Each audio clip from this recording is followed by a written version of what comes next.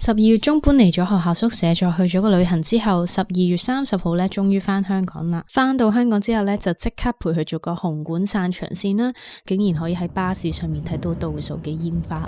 好多人呢成日都見到我冇嘢做，以為我已經畢業啦，但係其實呢，我今個冬季學期係冇收任何嘅課程嘅，所以我就有3個月嘅長假期。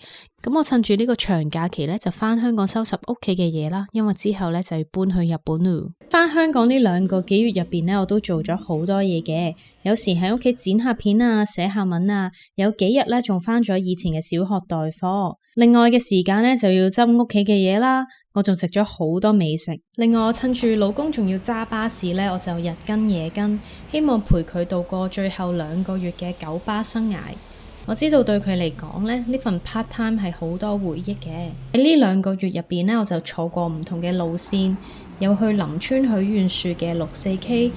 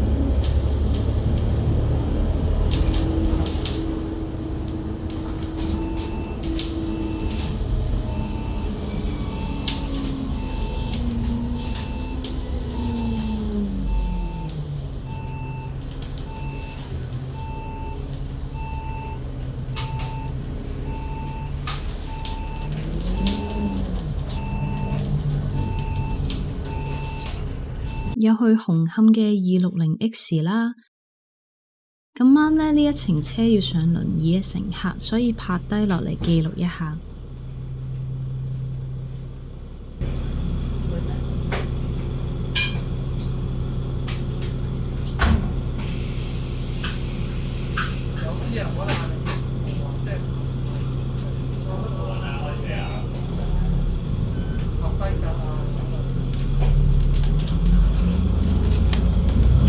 有去機場嘅巴士線，亦都有新嘅啟德體育園散場線，仲有佢九巴 last day 嘅沙田線。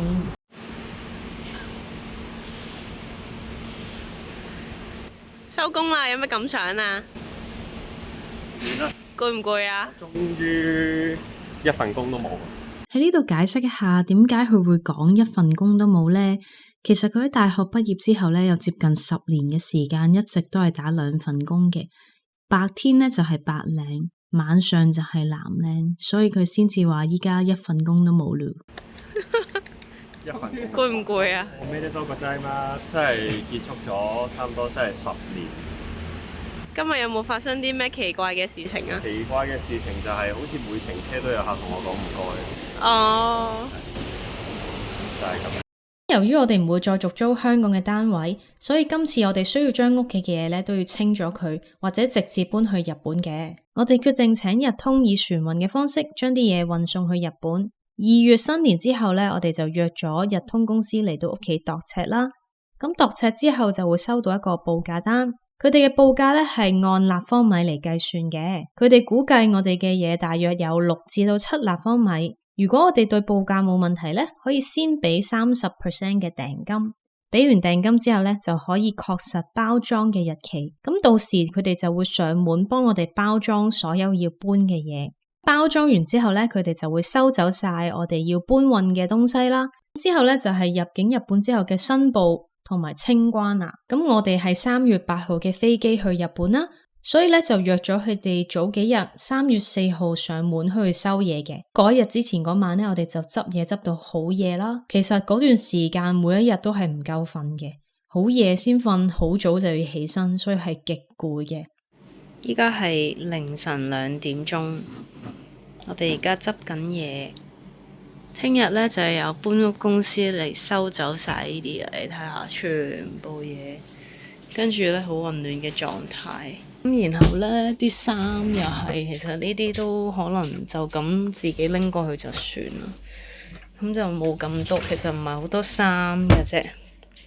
終於嚟到搬屋公司嚟包裝嘅日子啦！哇，清空晒啦，好勁啊！迅速3個幾鐘搞掂咗。哇，清空晒啦呢間屋。嗱，冇晒呢啲嘢啦，跟住啲櫃入邊都冇乜嘢噶啦。咁然後呢張台同埋呢啲架咧就會留俾業主嘅。咁呢啲嘢食我哋遲啲就會搬或者寄一個speed post 咁樣寄啦，就係咁啦。咁入邊廚房咗啲嘢都係可以有少少要執翻啦，咁樣。咁之後3月5號咧，我哋就去咗車行啦。其實喺籌備搬屋嘅同時咧，我哋喺1個月之前都將車放上網賣嘅，但係一路咧都唔啱價錢賣唔走，到差唔多要離開香港嘅呢一日咧，我哋就決定將車賣俾車行啦。咁就要同揸咗7年嘅呢架車 say goodbye 咯。其實真係有啲唔捨得。賣咗嗰架車，真係揸咗7年，仲識埋你可以，咁就冇啦。我哋去日本揸第2架，走啦！拜拜，拜拜，拜拜，走咯！拜拜。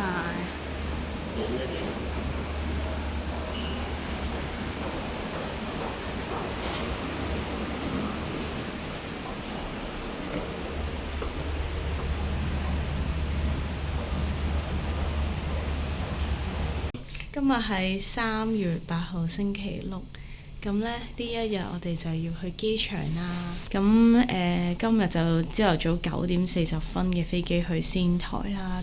最後嘅房景，呢個景其實好正咯，因為咧望住屯門公路啦。咁因為有屯門公路就唔會起高樓大廈，咁所以咧呢個睡房嘅景咧就係即係一路望住。去到好遠都望到嘅，我哋就2大個篋，一個袋咁樣樣咯，3S 有個 hand carry 咁樣就走啦，就係咁啦，拜拜！呢度真係好好住，因為好方便同埋好冬暖夏涼咯，呢間屋。咁我哋就但係都要離開呢個地方啦。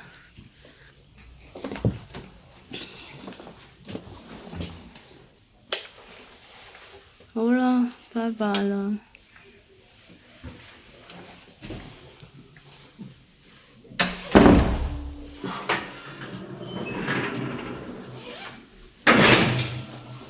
拜拜。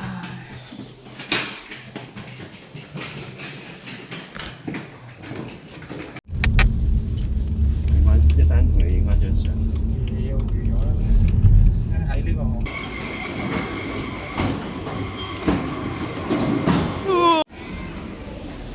我哋今次咧就係飛仙台，第一次飛，咁咧反而發覺咧飛仙台係快過飛東京。You are required to fasten seatbelt while seated, as there may be unexpected turbulence during the flight. 沙爹牛肉麵，就好水，有個乳酪。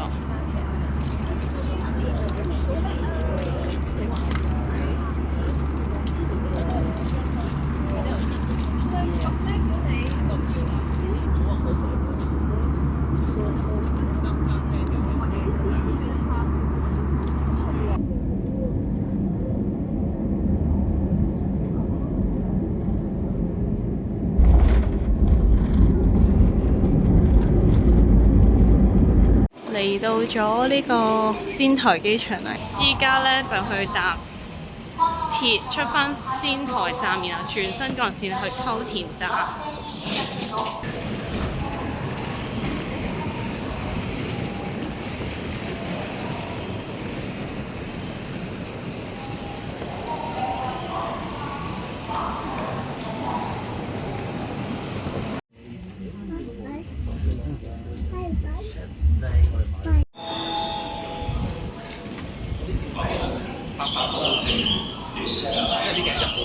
跟住啦，我哋搭53分嗰架車去靜岡轉貨馬池，買咗牛舌便當同埋牛肉便當。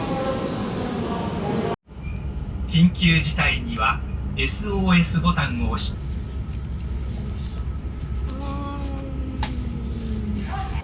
我哋到咗秋田站啦，幾經辛苦。跟住呢，我哋依家去搭的士返屋企，行呢條路。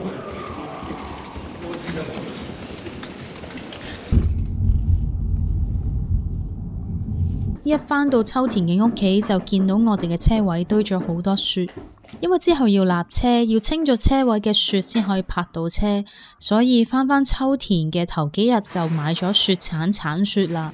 因為雪融完再冰返，所以呢好硬，好難清。我哋都清咗幾個鐘，好彩呢幾日都有陽光幫手一下融雪。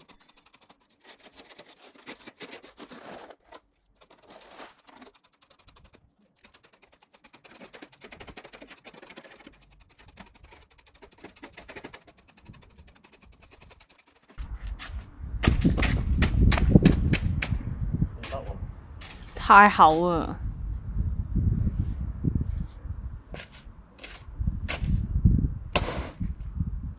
一腳西到裂咗，呢個得啦，好啦，呢個試咗地得，佢分開咗一半，你好似冰山分開一半。Hello， 我哋而家去緊 Suzuki， 因為呢，我哋今日要去立車啊！我哋呢11月嘅時候就去 Suzuki 度買咗架新嘅 Hustler。咁呢買新車通常就要等幾個月先可以立車啦。咁呢等到今日3月13號呢，終於係立車嘅時間。咁我哋而家約咗10點半就行緊過去攞車啦。哦，就到啦，就係呢度啦。就我哋架車啦，新車，我哋而家去立車啦，耶！勁靚喎！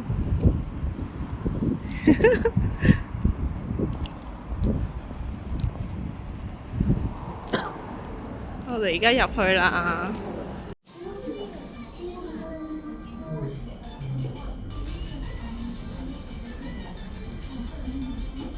而家 check 下架車有冇問題，跟住入邊仲係咁樣㗎。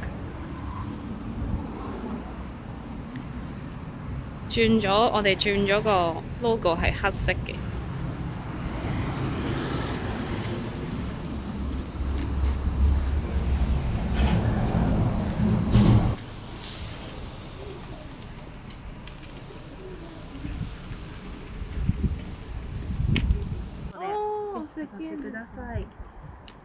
係番梘嚟。哦。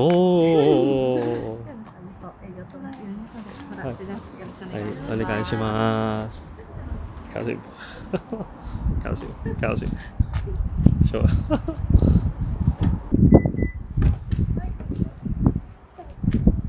OK。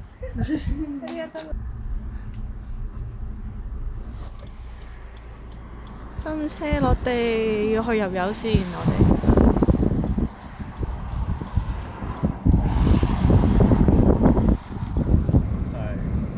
好靚啊！呢個花觀賞用。立車之後嘅星期六呢，就出發去仙台嘅 Costco， 由秋田揸車去仙台，單程係大約要4個鐘嘅時間。趁住而家未開學呢，就想揸車去一去仙台嘅 Costco。到達之後呢，就要先去做咗會員先。我哋選擇咗做 Executive Member， 因為有2% 嘅回贈。做咗 Executive 會員有呢個2個大袋，呢個加拿大嘅袋。咁頭先就喺呢度做會員啦，咁我哋就做咗呢個 executive 嘅呢個會員，就有2% 嘅回贈嘅。呢間 Costco 唔算好大，不過都揾到我哋想買嘅嘢，有一啲真係比一般超市平。唔夠好人。佢就自己冇喺佢下邊擺多張地氈啊，唔驚話即係。哇！全部都係豬扒，即係係加拿大出嘅豬。我覺得如果有咩 graduate house 嘅大嘅 event，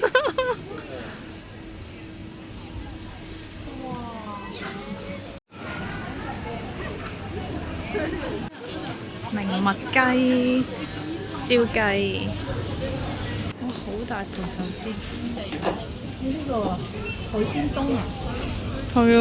哇！三文魚壽司，哇！好多壽司。好正。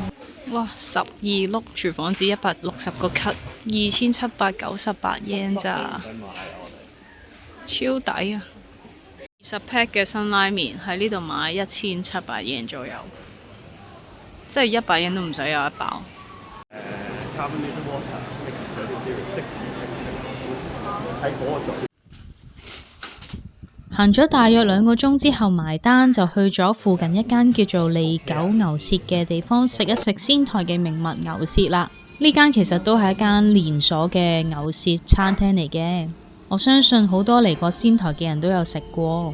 我第一次嚟呢啲牛舌餐廳度食飯，原來真係幾好食㗎喎，連連鎖餐廳都好食。我諗其他更加出名嘅餐廳應該更加正。之後又要揸返4個鐘返秋田啦。最後講下我哋去咗 Keeper 揾人幫架車做咗 coating。我哋放低咗架車咧去呢個 Keeper 嗰度，咁咧就做鍍膜啦，跟住就唔會咁容易污糟啦。咁我哋5點鐘再返嚟啦。好靚啊，靚晒啊！日本呢啲服務真係好專業，好企理，價錢亦都唔貴喎。我哋做咗 W Diamond 都唔使10萬 yen。哇！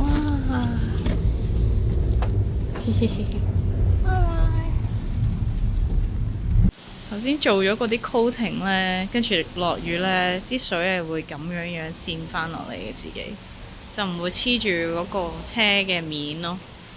佢玻璃又做咗啦，跟住之後全部地方都做咗，呢啲都做埋，好勁。咁我哋搬屋嘅過程呢，大致就係咁啦。唔知道大家想唔想睇我嘅新屋 room tour 呢？如果想睇嘅，記住留言話俾我聽啊，到時呢就拍俾大家睇。鍾意呢條片嘅，請 like 同埋 share 呢條影片。未訂閱嘅就快啲訂閱啦。我哋下次再見，拜拜。